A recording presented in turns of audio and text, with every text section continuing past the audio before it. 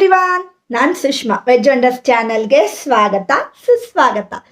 Friends, ನಾನಿವತ್ತು ನಮ್ಮನೆಯಲ್ಲಿ ಇರೋಂಥ ಇಂಡೋರ್ ಕೆಲವಷ್ಟು ಪ್ಲಾಂಟ್ಸ್ಗಳು ಮತ್ತು ಔಟ್ಡೋರಲ್ಲಿ ಈ ತಿಂಗಳು ಆಗಿರುವಂಥ ಕೆಲವಷ್ಟು ಹೂಗಳನ್ನು ನಾನು ತೋರಿಸ್ಕೊಡ್ತಾ ಇದ್ದೀನಿ.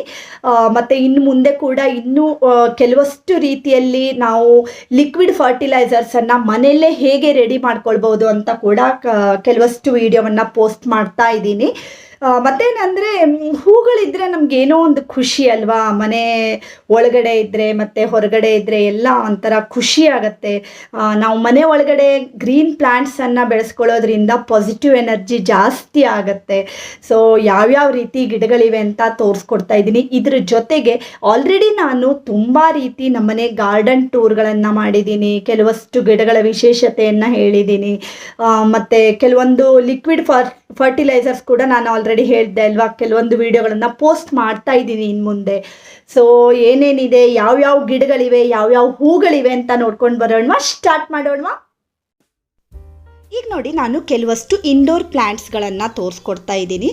ನೋಡಿ ಎಷ್ಟು ಚೆನ್ನಾಗಿದು ಫ್ಲವರ್ ಬಂದಿದೆ ಅಂದರೆ ತುಂಬ ಖುಷಿಯಾಗುತ್ತೆ. ಬೆಳಗಿನ ಟೈಮ್ ಅಂತೂ ನಾವು ಎದ್ದ ತಕ್ಷಣ ಈ ರೀತಿ ಗಿಡಗಳನ್ನೆಲ್ಲ ನೋಡಿ ಅವುಗಳಿಗೆ ನೀರು ಹಾಕೋದು ಎಲ್ಲ ತುಂಬ ಖುಷಿ ಕೊಡುವಂಥ ಕೆಲಸ ಅಲ್ವಾ ಫ್ರೆಂಡ್ಸ್.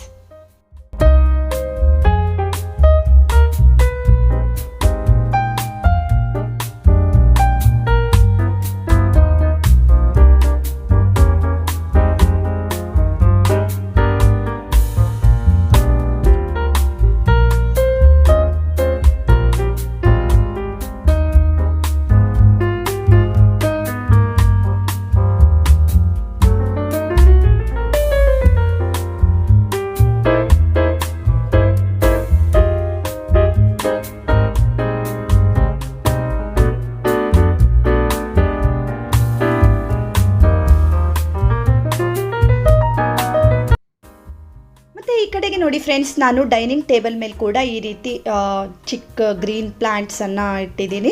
ನಾವು ಪ್ಲಾಸ್ಟಿಕ್ದು ಇಡೋದಕ್ಕಿಂತ ಈ ರೀತಿ ನಾವು ರಿಯಲ್ ಆಗಿರುವಂಥ ಗಿಡಗಳನ್ನ ಇಟ್ಕೊಳ್ಬೋದು. ಹಾಗೆ ನೋಡಿ, ಈ ಕಡೆಗೆ ಮನಿ ಪ್ಲ್ಯಾಂಟನ್ನು ಸ್ಟೆಪ್ಸ್ ಮೇಲೆ ಈ ರೀತಿ ಹಬ್ಬಿಸಿ ಮೇಲ್ಗಡೆ ಗ್ರಿಲ್ ಕೂಡ ಹಬ್ಬಿಸಿದ್ದೀನಿ. ಹಾಗೆ ಈ ರೀತಿ ನೋಡಿ ಕೆಲವಷ್ಟು ಗಿಡಗಳು. ಅದಕ್ಕೆ ಈ ರೀತಿ ಗಿಡಗಳಿಗೆ ಏನು ಅಂದರೆ ತುಂಬ ಬಿಸಿಲು ಬೇಕಾಗಲ್ಲ, ತುಂಬ ಇಂಡೋರಲ್ಲೂ ಇಡಬೇಕಂತಿಲ್ಲ. ಈ ರೀತಿ ಸ್ಟೆಪ್ಸ್ ಮೇಲೆಲ್ಲ ನಾವು ಇದನ್ನು ಇಟ್ಕೊಂಡ್ರೆ ಸೊ ಸನ್ಲೈಟು ಅದಕ್ಕೆ ಸಿಗುತ್ತೆ ಮತ್ತು ಒಳಗಡೆಗೂ ನಾವು ತುಂಬ ಡೆಕೋರೇಟ್ ಮಾಡಿ ಇಟ್ಕೊಂಡಂಗಾಗುತ್ತೆ ಅಲ್ವಾ. ಸೊ ಈ ರೀತಿ ಪ್ಲ್ಯಾಂಟ್ಸ್ಗಳನ್ನು ಕೂಡ ನಾವು ಹಾಕ್ಕೊಳ್ಬೋದು.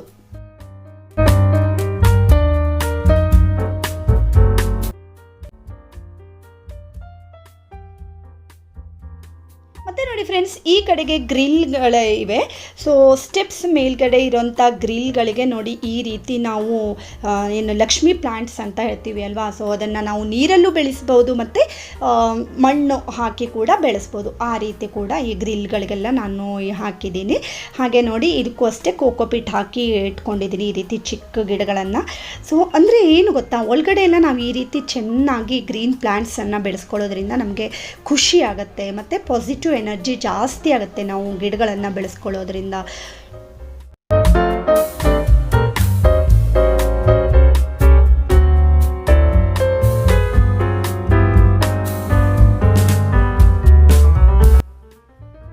ಮತ್ತು ನೋಡಿ ಫ್ರೆಂಡ್ಸ್, ನಾವು ಈ ರೀತಿ ಮನಿ ಪ್ಲ್ಯಾಂಟನ್ನು ಮನೆ ಒಳಗಡೆ ಬೆಳೆಸ್ಕೊಳ್ಳೋದು ತುಂಬ ಒಳ್ಳೆಯದು. ಎಲ್ಲ ಕಡೆ ಆಲ್ಮೋಸ್ಟ್ ನಾನು ಅಂದರೆ ಫುಲ್ ಸ್ವಲ್ಪ ಗ್ರೀನ್ರಿಯಾಗಿ ಕಾಣೋ ರೀತಿ ನಾನು ಕೆಲವಷ್ಟು ಮನಿ ಪ್ಲ್ಯಾಂಟ್ಗಳನ್ನು ನಮ್ಮದು ವೇಸ್ಟ್ ಬಾಟಲ್ ಇರುತ್ತೆ ಅಲ್ವಾ. ಸೊ ಆ ರೀತಿ ವೇಸ್ಟ್ ಬಾಟಲಲ್ಲೇ ನಾವು ಹಾಕಿ ಇಟ್ಕೊಳ್ಬೋದು. ಗಾಜಿಂದಾದರೂ ಓಕೆ, ಪ್ಲಾಸ್ಟಿಕ್ದಾದರೂ ಓಕೆ, ಆ ರೀತಿ ಕೂಡ ನಾವು ಹಾಕಿ ಇಟ್ಕೊಳ್ಬೋದು.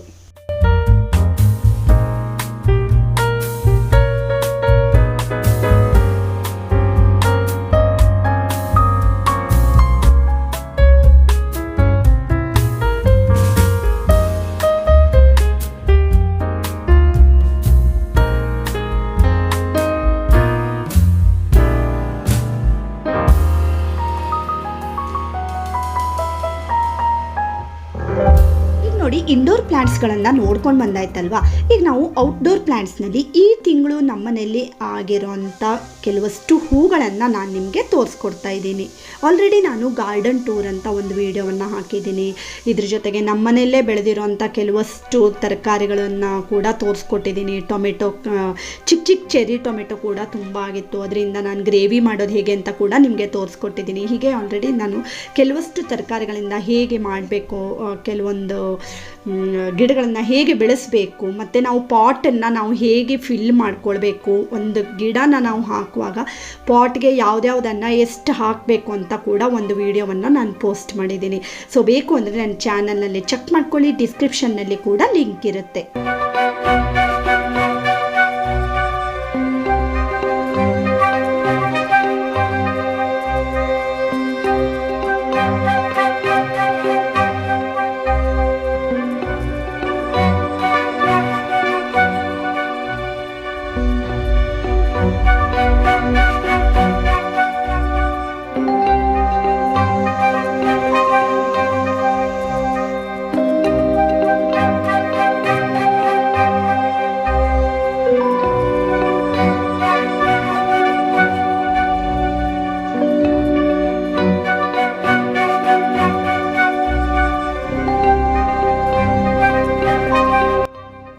ಮತ್ತೇನಂದರೆ ನಾನು ಮಲ್ಲಿಗೆ ಗಿಡ ತುಂಬ ಹೂ ಬರೋದಕ್ಕೆ ಏನು ಮಾಡಬೇಕು ಅಂತ ಒಂದು ವಿಡಿಯೋವನ್ನು ಸದ್ಯದಲ್ಲೇ ಪೋಸ್ಟ್ ಮಾಡ್ತಾ ಇದ್ದೀನಿ. ಸೊ ನೀವು ಯಾರಾದರೂ ಫಸ್ಟ್ ಟೈಮ್ ನನ್ನ ಚಾನಲ್ನ ನೋಡ್ತಾ ಇದ್ದರೆ ಸಬ್ಸ್ಕ್ರೈಬ್ ಮಾಡ್ಕೊಳ್ಳಿ.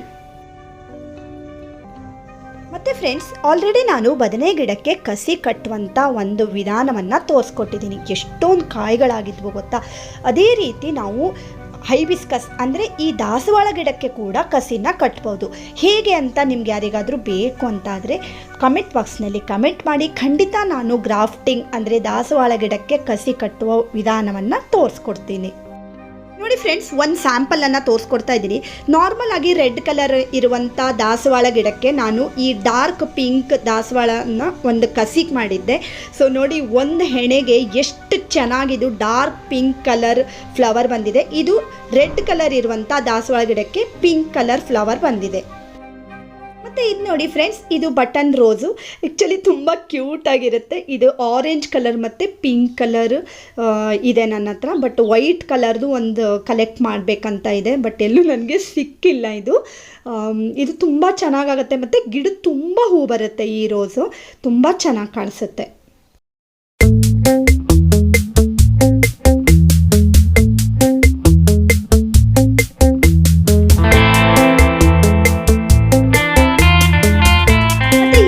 ನೋಡಿ ಫ್ರೆಂಡ್ಸ್, ಕೆಲವಷ್ಟು ಸೇವಂತಿಗೆಗಳನ್ನು ಹಾಕಿದ್ದೀನಿ. ಯೆಲ್ಲೋ ಕಲರ್ ಸೇವಂತಿಗೆ, ಇದು ತುಂಬ ಮಧ್ಯ ಹೊಕ್ಕಳು ಇರುವಂಥ ಸೇವಂತಿಗೆ. ಹಾಗೆ ಇದು ರೆಡ್ ಮತ್ತು ಯೆಲ್ಲೋ ಮಿಕ್ಸ್ ಇರುವಂಥ ಸೇವಂತಿಗೆ, ಮತ್ತು ಬ್ಲೂ ಕಲರ್ ಸೇವಂತಿಗೆ ಕೂಡ ಇದೆ ನನ್ನ ಹತ್ರ. ನೋಡಿ ಎಷ್ಟು ಚೆನ್ನಾಗಾಗುತ್ತೆ. ಇದು ಗಿಡ ತುಂಬ ಫ್ಲವರ್ ಬರುತ್ತೆ. ಅಂದರೆ ಸೇವಂತಿಗೆನೂ ಅಲ್ಲ, ಅದು ಬೇರೆ ಡೈಸಿನೂ ಅಲ್ಲ, ಆ ರೀತಿಯಲ್ಲಿರುತ್ತೆ ಇದು. ಬಟ್ ತುಂಬ ದಿನ ಇರುತ್ತೆ. ಒಂದು ಸಾರಿ ಹೂ ಆದರೆ ಗಿಡ ತುಂಬ ಹೂ ಬರುತ್ತೆ. ಸೊ ಇದು ನನ್ನ ಅಕ್ಕನ ಮನೆಯಲ್ಲಿತ್ತು, ಅಲ್ಲಿಂದ ತೊಗೊಂಡು ಬಂದು ಹಾಕಿದ್ದೀನಿ. ತುಂಬ ಗಿಡಗಳನ್ನು ಹಾಕಿದ್ದೀನಿ. ಈ ಫ್ಲವರ್ದು ತುಂಬ ದಿನ ಕೂಡ ಇರುತ್ತೆ. ಹಾಗೆ ನೋಡಿ, ಇದರ ನೆಕ್ಸ್ಟ್ ನಾನು ಯೆಲ್ಲೋ ಕಲರ್ ಸೇವಂತಿಗೆನ ತೋರಿಸ್ತಾ ಇದ್ದೀನಿ. ಇದು ಅಷ್ಟೇ ನೋಡಿ ಫ್ರೆಂಡ್ಸ್, ಎಷ್ಟು ಚೆನ್ನಾಗಾಗಿದೆ. ಒಂದು ಗಿಡದಲ್ಲಿ ಇದು ಸುಮಾರು 9ರಿಂದ 10 ಫ್ಲವರ್ ಆಗಿತ್ತು. ಈಗ ಕೆಲವಷ್ಟು ಒಣಗೋಗಿದೆ. ಎಷ್ಟು ಚೆನ್ನಾಗಿ ಕಾಣಿಸ್ತಾ ಇದೆ, ನೀವೇ ನೋಡ್ತಾ ಇರ್ಬೋದು. ಇನ್ನೂ ಕೆಲವಷ್ಟು ಸೇವಂತಿಗೆಗಳನ್ನು ಜಸ್ಟ್ ಈಗ ಹಾಕಿದ್ದೀನಿ. ಫ್ಲವರ್ ಬಂದಮೇಲೆ ಖಂಡಿತ ನಾನು ನಿಮಗೆ ತೋರಿಸ್ಕೊಡ್ತೀನಿ. ಸೊ ಇವತ್ತಿನ ಈ ನಮ್ಮನೆ ಗಾರ್ಡನ್ ನಿಮ್ಗೆಲ್ರಿಗೂ ಇಷ್ಟ ಆಗಿದೆ ಅಂತ ಅನ್ಕೋತೀನಿ ಫ್ರೆಂಡ್ಸ್. ಇಷ್ಟ ಆದರೆ ಲೈಕ್ ಮಾಡಿ, ಶೇರ್ ಮಾಡಿ ಮತ್ತು ಸಬ್ಸ್ಕ್ರೈಬ್ ಮಾಡಿ. Thank you for watching.